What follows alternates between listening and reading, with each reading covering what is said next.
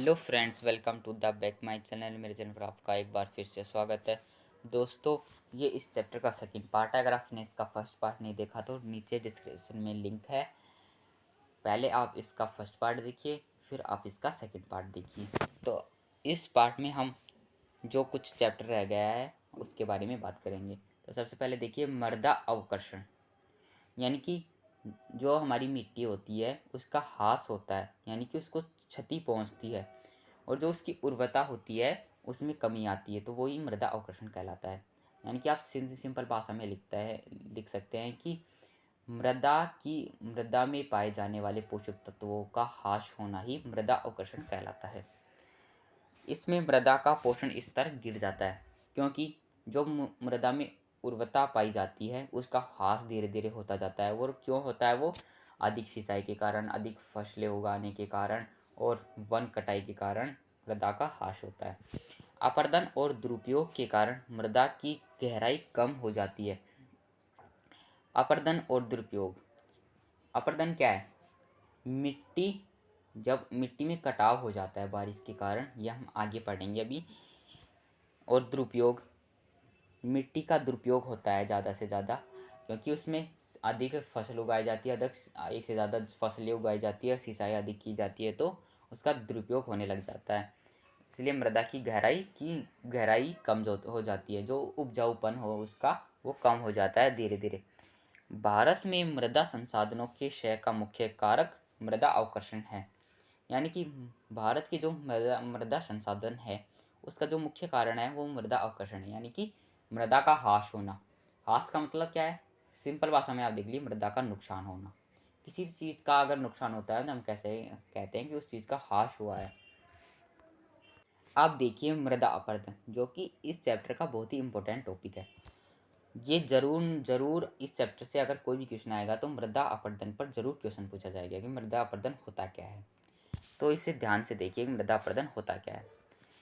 प्राकृतिक तथा मानवीय कारणों से मृदा के आवरण का नष्ट होना मृदा अपरदन कहलाता है। प्राकृतिक तथा मानवीय कारणों से। अब देखिए, इसे मैं आपको चित्र द्वारा समझाता हूँ। पहले आप चित्र देखिए। अब देखिए, ये प्राकृतिक कारण है। ये प्राकृतिक कारण है। अभी हमने पढ़ा कि दो चीज़ों से मृदा अपरदन होता है, एक तो प्राकृतिक और एक मानवीय कारणों से। सबसे पहले आप देखिए प्राकृतिक कारणों से कैसे। देखिए, ये पूरी भूमि दी हुई है और ये भूमि में क्या हुआ है, बीच में एक कटाव दे रखा है।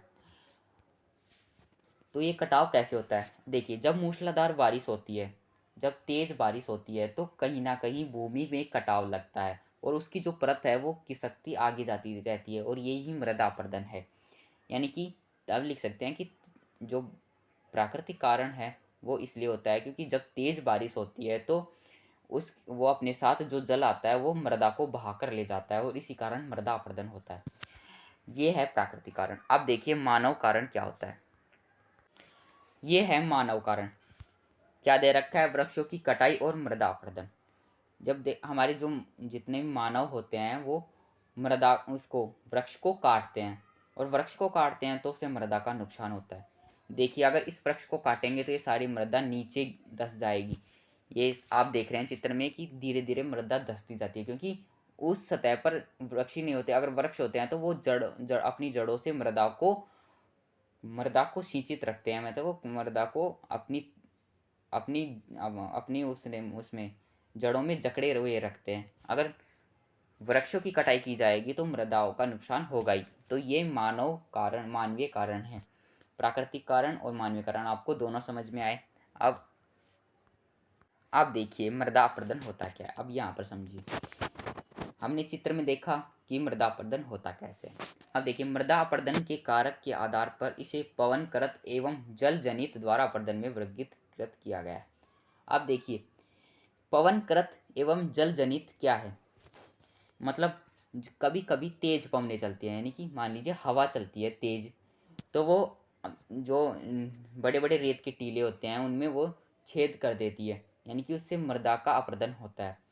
इससे कम होता है, लेकिन जो जल होता है उससे मृदा का अपरदन ज़्यादा होता है, क्योंकि जो जहाँ जिन क्षेत्रों में मृदा पाई जाती है और उस पर लगभग सभी क्षेत्रों में मृदा तो पाई जाती है, तो उसमें जब बारिश की ज़्यादा बारिश होती है, मूसलाधार बारिश होती है, तो वो अपने साथ मृदा को बहा कर ले जाती है। तो ये मृदा अपरदन का मुख्य कारण है।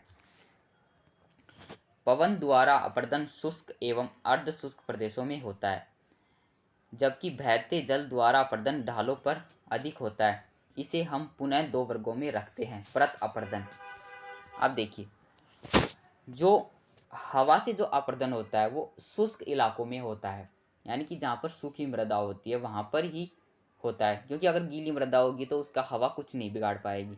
लेकिन जो जल अपरदन होता है वो ढाल की ओर होता है, यानी कि ऊपर से नीचे की ओर, यानी कि ऊपर से नीचे की ओर अगर रिसकाव है, खिसकाव है उसका, तो वो ऊपर से नीचे की ओर मृदा का अपरदन होगा। तो इसे दो भागों में बांटते हैं। प्रत अपरदन, तेज बारिश के बाद मृदा की परत का हटना। जब तेज बारिश होती है तो जो मृदा की ऊपरी परत होती है, जो उसमें ह्यूमस की मात्रा होती है, वो तो सारी निकल जाती है, इसलिए वो मिट्टी अनउपजाऊ हो जाती है, नहीं उसमें उपजाऊ वाले तत्व तो होते ही नहीं। फर्स्ट हमने कारण देखा प्रत अपरदन। अब सेकंड कारण क्या है? अवनाली का अपरदन। ये देखिए क्या होता है। तीव्र ढालों पर बहते जल से गहरी नालियां बन जाती है। चंबल के भीड़ इसका उदाहरण है, यानी कि तीव्र ढालों पर बहते जल से। हमने देखा कि भाई जो परत अपरदन होता है वो तो बारिश के कारण होता है। तेज बारिश होती है तो मृदा की परत हट जाती है, तो वो परत अपरदन कहलाता है। अब देखिए अवनालिका अपरदन क्या होता है।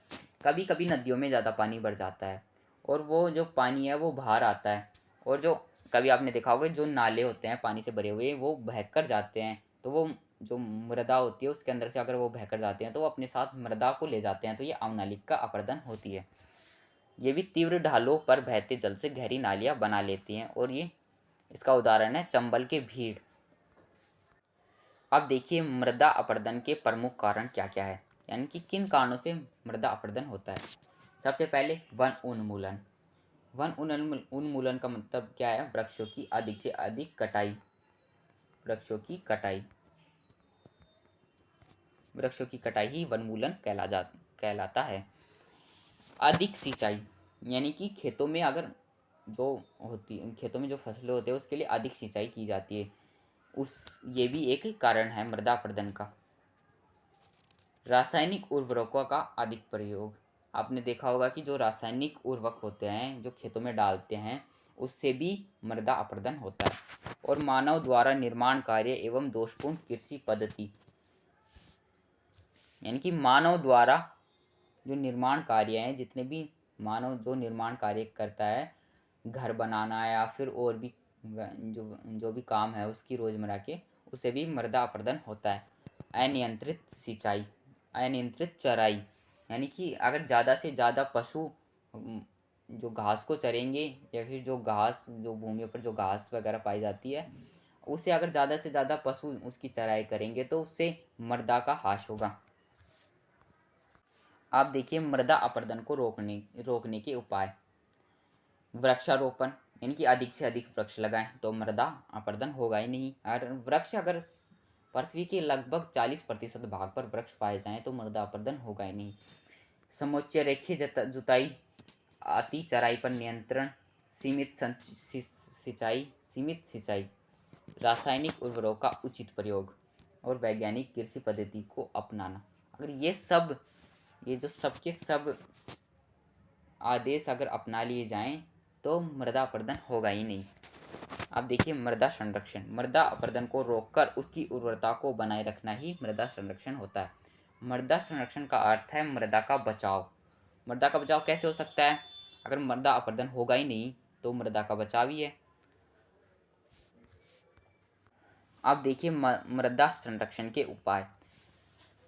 वृक्षारोपण, पेड़ पौधे, झाड़ियाँ और घास मृदा अपरदन को रोकने में सहायता करते हैं। अगर पृथ्वी पर अधिक से अधिक पौधे पाए जाते हैं और झाड़ियाँ वगैरह घास वगैरह अधिक से अधिक पाई जाती है तो मृदा अपरदन कम होगा, और इससे मृदा संरक्षण भी होगा। समुच्चय रेखीय जुताई व मेड़बंदी। तीव्र ढाल वाली भूमि पर समोच्च रेखाओं के अनुसार जुताई व मेड़ बनाने से पानी के बहाव में रुकावट आती है तथा मृदा पानी के साथ नहीं बहती। मृदा इसलिए बहती है क्योंकि ढलान की जो ऊपर से लेकर जो तीव्र ढाल होता है वो ढलान की तरफ होता है, नीचे की तरफ, तो इसलिए पानी बहता है। तो कुछ ऐसा करना चाहिए कि ढलान ना बने, तो इससे भी मृदा अपरदन रोकने में थोड़ी। अब देखिए पशुचारण पर नियंत्रण। अधिक से अधिक जो पशु चराते हैं लोग, गांव में खासकर ये होता है कि पशुओं को छोड़ देते हैं और वो चरकर वापस आ जाते हैं, तो उससे मृदा का अपरदन ज़्यादा होता है। भारत में पशुओं की संख्या अधिक होने के कारण ये खाली खेतों में आज़ाद घूमते हैं। इनकी चराई प्रक्रिया को रोककर या नियंत्रित करके मृदा के अपरदन को रोका जा सकता है। यानी कि जो पशु चराई करते हैं उनकी चराई कम की जाए बाहर से, क्योंकि जो घर उसे उन्हें घर में लाकर खिलाया जाए चारा, इससे मृदा अपरदन कम होगा। क्योंकि वो बाहर घूमते हैं, तो जो पशु ये बाहर जाकर चारा खाते हैं वो मृदा को वो हाश पहुंचाते हैं, यानी कि मृदा अपरदन के कारण में क्षति पहुंचाते हैं। क्योंकि ज़्यादा से ज़्यादा जो घास होती है उसे तो वो खा लेते हैं, और तो फिर मृदा का अपरदन तो होगा ही, क्योंकि उस पर घास नहीं बचेगी तो वो मृदा पानी के साथ बहकर चली जाएगी। इसलिए पशुचारण पर भी नियंत्रण करना चाहिए और कृषि के सही तरीके को अपनाना चाहिए। कृषि के सही तरीके अपनाकर मृदा अपरदन को रोका जा सकता है। तो ये कुछ पॉइंट थे मृदा संरक्षण के उपाय को रोकने के लिए। ये चैप्टर यहीं पे ख़त्म होता है। अगर आपको वीडियो पसंद आई तो वीडियो को लाइक कीजिए। अगर कोई गलती हो तो कमेंट में ज़रूर बताइए। मिलते हैं कोई नेक्स्ट वीडियो में, तब तक के लिए बाय, धन्यवाद।